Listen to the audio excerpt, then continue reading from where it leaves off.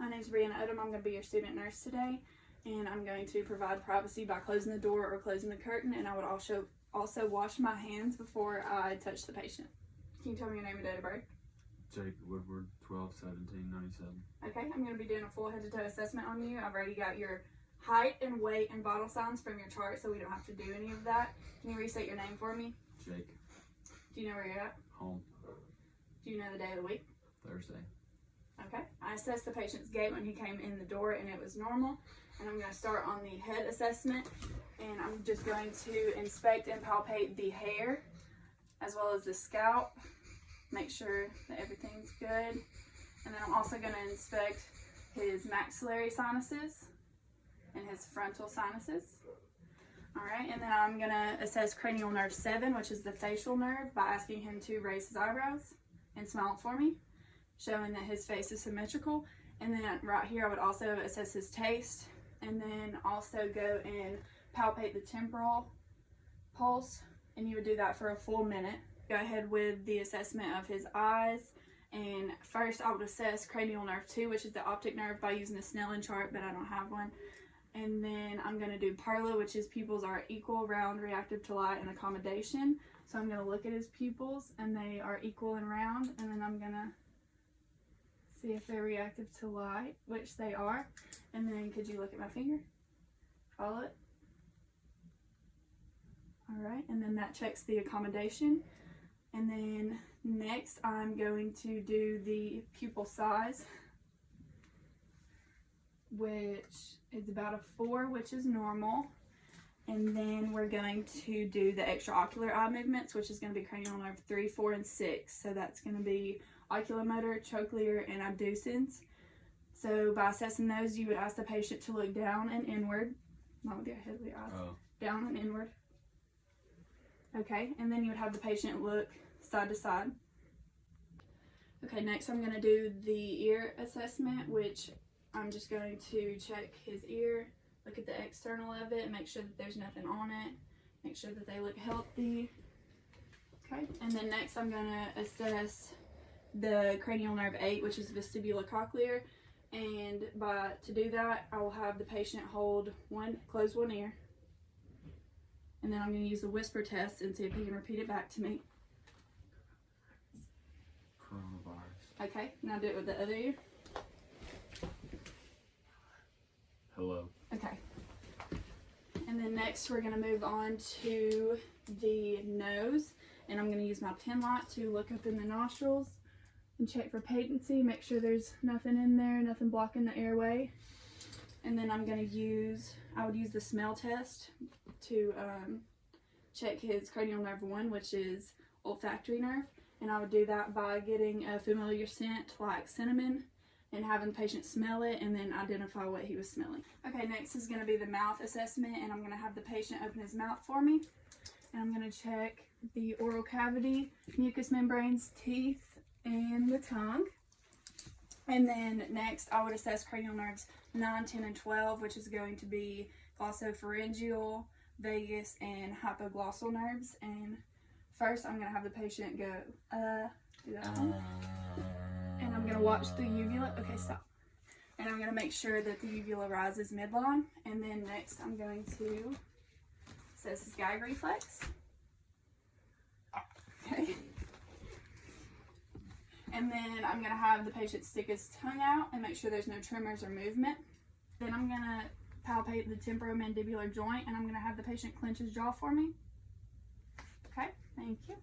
And for cranial nerve 5, which is the trigeminal nerve, we're going to have sharp and dull sensation. So tell me what you feel. Sharp. Now tell me what you feel.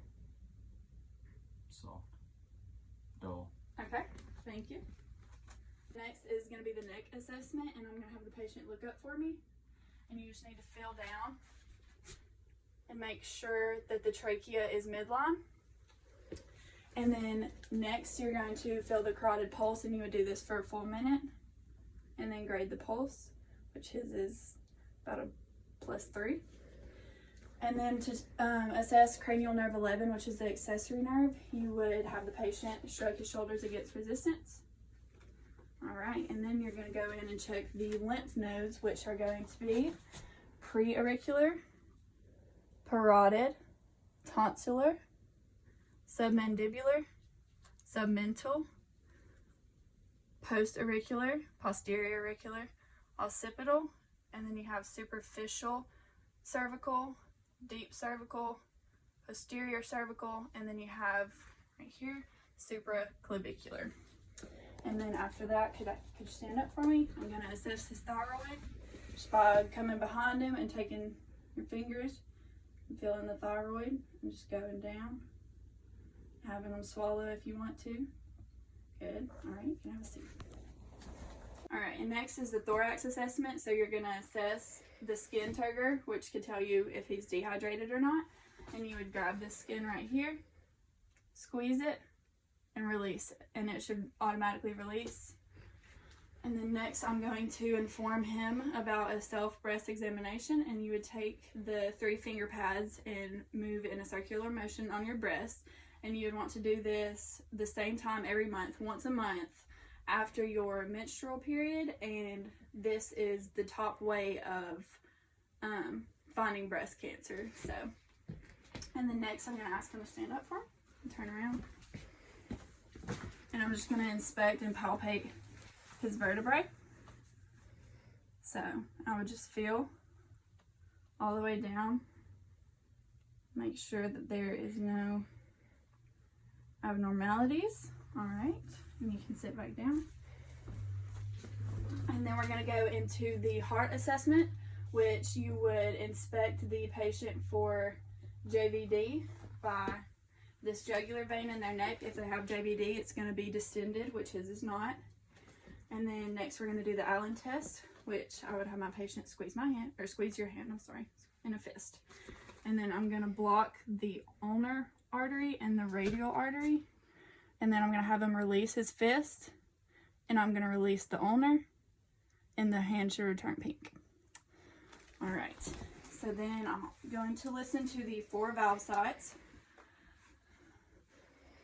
Could you raise your shirt up? All right, so we're going to start on his right side with aortic. And then we're going to go to pulmonic. All right, down to tricuspid. And then over to mitral. Okay, and then we're also going to go to Erb's point, which is mid-clavicular, about 3rd intercostal space, so it's going to be about right here. And then to listen to murmurs or extra heart sounds, you're going to twist this around and use the bell to listen. Alright, so we're going to go ahead with the lung assessment, and to begin the lung assessment you would look for symmetry and their AP ratio, which should be 1 to 2, and his is about that. Should be 1 to 2. Okay, could you take your shirt off for me, turn around and face that wall.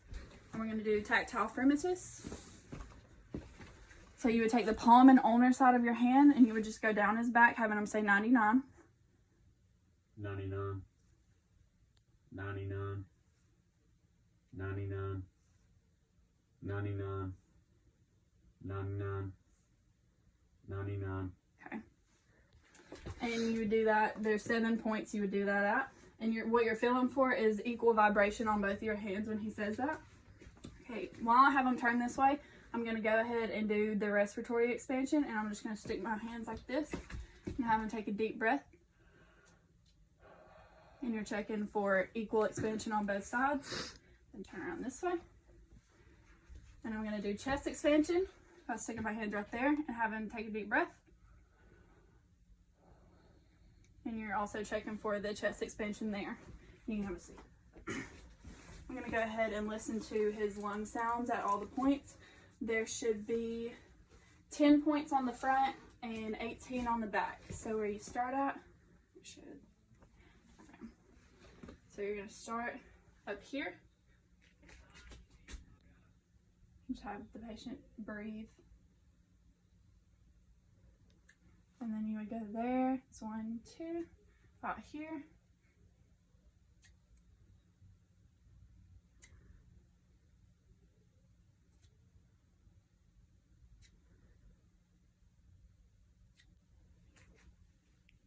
You would go over here on his side.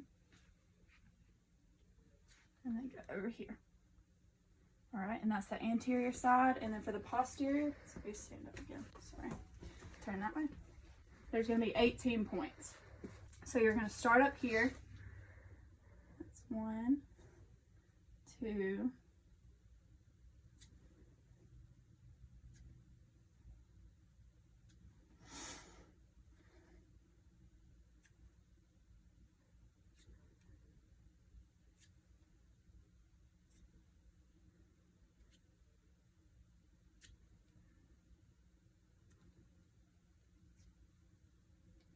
and then there's 2 points over here. And then the last 2 are going to be over here in the same exact spot. Okay, you can sit down. Alright, now we're going to go ahead with the upper extremities assessment, and you would inspect the arms and make sure that there's nothing wrong with them, no deformities, no masses, anything. And then you would check the nails for fungus or anything wrong with them. And while I have his nails right here, I'm going to do his capillary refill. Okay, and it should be less than 3 seconds on that capillary refill. And then we're also going to go and palpate the brachial, which is about a 2+, and then his radial. That's about a 2+2. And you would do that for a whole minute. And next we're going to do muscle strength. So grab my fingers and squeeze them as hard as you can. Okay. And then we're going to do deep tendon reflexes, and I'm going to do the bicep. So I'm going to have him relax his arm. Put your thumb, and then tap your thumb. I'm going to use a remote. And then, okay. We're going to start on the abdominal assessment, and first you want to inspect the abdomen and make sure that the color and the shape are good and that there's no masses or hernias, so you would just look. Alright, and then next I'm going to have you lay down. Feet that way, lay that way. Alright, and then I'm going to listen to the bowel sounds. And there's 4 quadrants. There's right upper, left lower, and right lower. And you're going to start in the right upper. And listen for the bowel sounds. And you would do that in every quadrant. And if there is an absence of the bowel sound, you would listen for a full 5 minutes before you document it. And then I'm going to turn this around to my bell and listen to the aorta artery. And then the renal artery. There's a left and a right, as well as a left and right iliac, and then also the femoral, which is going to be down here. Okay, and next we're going to palpate for tenderness. So you just feel around. Is that tender? No? And then you would go down a little lower, about right here, and feel for a distended bladder. All right, you can sit up. And when was your last bowel movement? This morning. Alright, now we're going to go on to the perineal area assessment, and we're just going to discuss this. So with your patient, you would discuss, or you would inspect yourself if they couldn't discuss it with you, their hair distribution, if they have any drainage or discharge, as well as the general appearance. Does it look normal? Is there anything wrong? And then if he was a female, you would ask when her last menstrual period was, but since he's a male, you ask your male patients, are you circumcised, and Yes. do you have descended testicles? Yes. Okay, so then you would go on to tell them about the testicular self-examination, and you would explain that they need to do this once a month, and it's best to do it when they get out of the shower, and they just use their fingers and their thumb, and they feel around and make sure that there's no masses or anything that's not supposed to be there. And then, how's your urination? Is it frequent? Yes. Would you say? Like, how many times do you go throughout the night? Throughout the night? Yeah. 9, 1. Sometimes 1. Okay. And how much do you think you urinate throughout the whole day? 5 to 8. We're going to go on to the lower extremities, and first you're going to inspect the hair distribution, which he has a lot, and then you would check for edema, which usually is going to be around the ankles, and he does not have any, so he's good. And then you would go to the pulses. You would palpate the femoral for a whole minute. Do the popliteal behind the knee for a full minute. Dorsalis pedis on the top of the foot. And then posterior tibial. And you would do all of those for 1 minute and then document their grade. All right, and then I'm gonna do muscle strength. Put your feet on my hands and then push. All right, good. And now we're gonna do the deep tendon reflex, and I chose to do the plantar reflex. So I'm gonna take this just to use. I'm gonna have his foot, and for the plantar, you start at the bottom of the heel and you go up, and they have a reflex to it. And then next, I'm gonna go straight into the skin assessment. I'm gonna have you stand up for me. And usually, if you're gonna assess someone's skin, most of the time you would want to do it if you're giving them a bed bath or helping them in the bath, or have your assistant personnel at the hospital while they're giving them a bath, have them look over their skin as they're doing it. But if you're not doing that, you can just have them stand up. You can look, check their back of the legs, look at as much of the skin as you can. And then like here, he has a scar right there, and another one right here on his back. So that's what you would document that you found, as well as if you found any rashes or any other wounds.